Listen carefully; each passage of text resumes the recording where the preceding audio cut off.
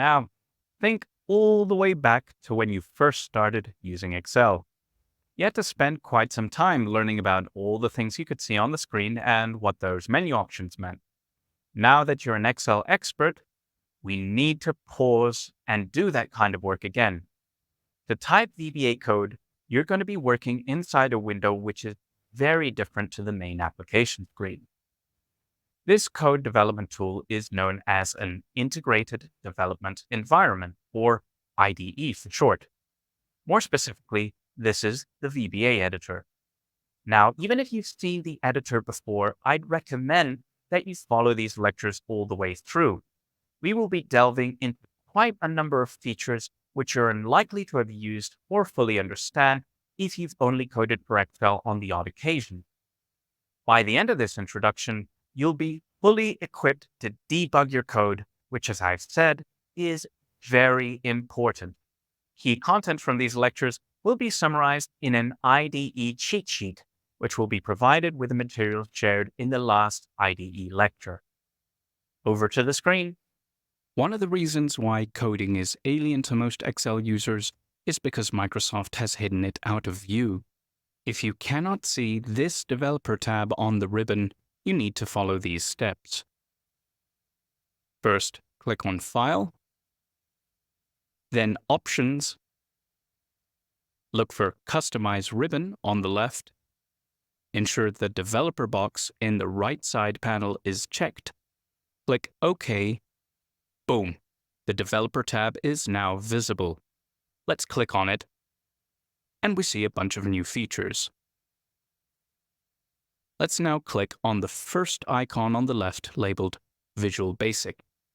That brings up the IDE window. To get there more quickly, just hit Alt and F11. Chances are that what you will see on screen will be a bit different from mine. We'll match up our layouts and explain all these features one by one in a bit. Until then, let's get rid of them clicking on the X for any and all windows you see inside the main one. Once you're done, you should have a big gray empty canvas and only the heading menu bar at the top. From here, go to View in the menu bar and select the first option, which is labeled Code. You can see here you can also load it directly just by hitting F7. That brings up the coding window, which, you guessed it, is where you'll be typing in code you want to store and run. I'll explain the code you see there in a minute. Right now, I just want to focus on how it's presented. Personally, looking at this display, I find it a little hard on my eyes. You can see there are color variations, but they don't pop out against the white background. But the more time you spend coding, the more important it is to have a clear view of your code. So let's change the appearance. First, let's make sure the normal Excel screen and the IDE window are visible. If you're using Windows 10 and only have a single screen to work with, press and hold the Windows logo key, then press the left arrow key to lock the main screen to the left. Then highlight the IDE window out of the options that pop up to snap that to the right. In the main Excel window, make sure the second tab of our exercise file is on screen. Next, go to Tools in the submenu at the top of the IDE window, then click on Options. Next, activate the second tab in the dialog labeled Editor Format. In this pane to the left, we have names for different language elements and IDE text events recognized by the editor. I'll explain each one in a minute. For now, just go through each of them one by one, changing the foreground, background, and indicator settings for each one to match the colors provided in the custom settings table you see in the main Excel window.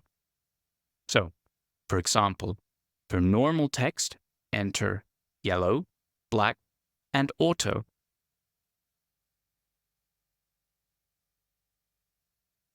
Then, do the same for each of the remaining text conditions listed in the table provided.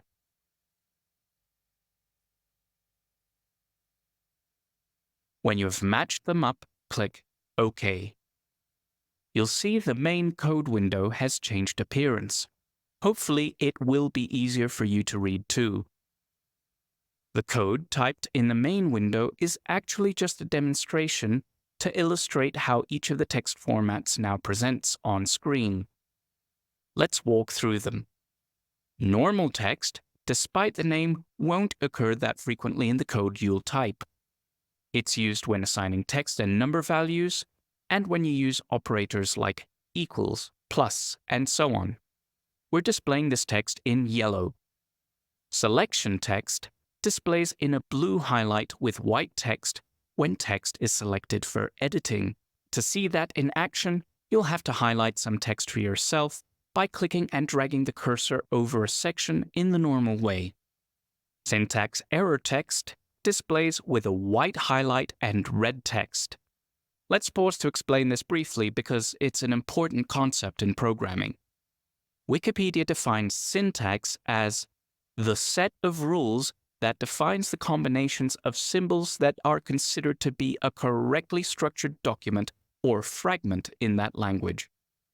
So, syntax errors occur when you have typed in something which breaks that language's rules, and because of that, the application is unable to interpret the command you have provided. Under default settings, which we won't change, the VBA editor is constantly scanning the code you're typing into the window, checking it can make sense of it. If, or rather when, you have typed something which the application cannot understand, the editor will raise an error as soon as you leave that line of code. See here. This is an example of a recognized VBA pattern known as an if-then statement. If I take the then and move away from the line, boom, I get an error.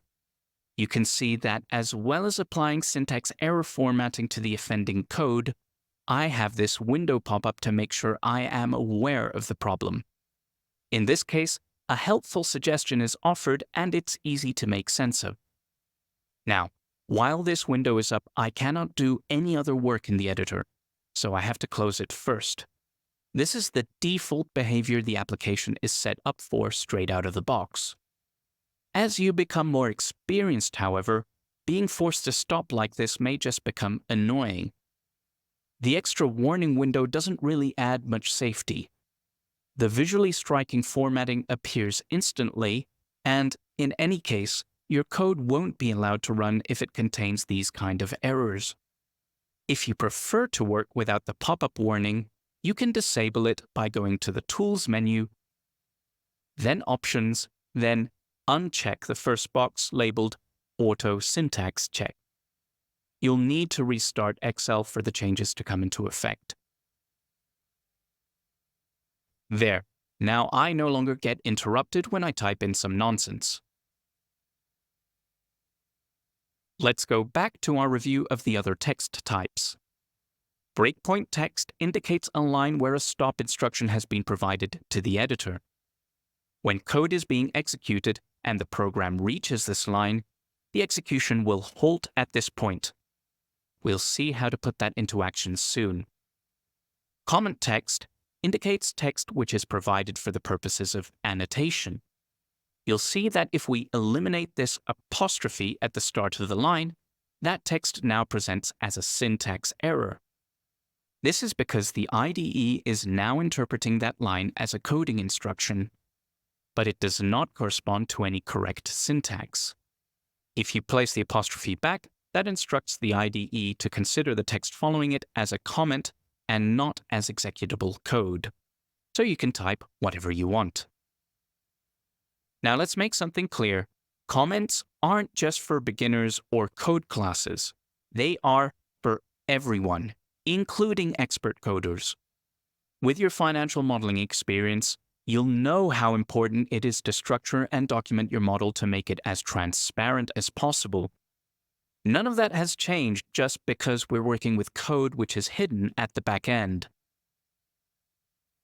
Keyword text is used for statements which are recognized as natively defined terms in the VBA language.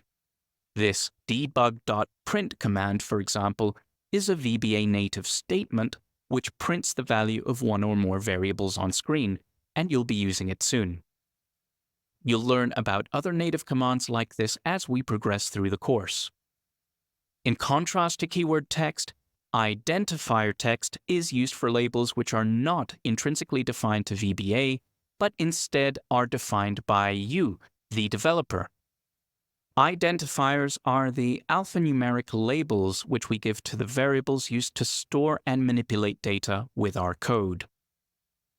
The last demonstration shows how execution point text displays.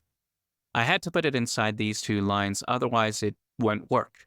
To see this format in action, place your cursor on the line just below the comment, click there, then key F8. This starts a manual code execution where each line is executed step by step when you key F8. The highlight makes clear which line will be the next one to be executed until we get to the end substatement. We'll get to the meaning of that and the opening substatement soon. On our table and back in the options menu, we had a couple more text categories called bookmark text and call return text. However, both relate to features which we will not be making significant use of in this course, so don't worry about them. With that, we have completed our review and the setup of our coding window. You can, of course, play with the color settings to see if you can get something that works better for you, but the settings we've just applied will be the ones used on my screen throughout the course, so you may want to keep them that way just to make it easier to follow until you finish with these studies.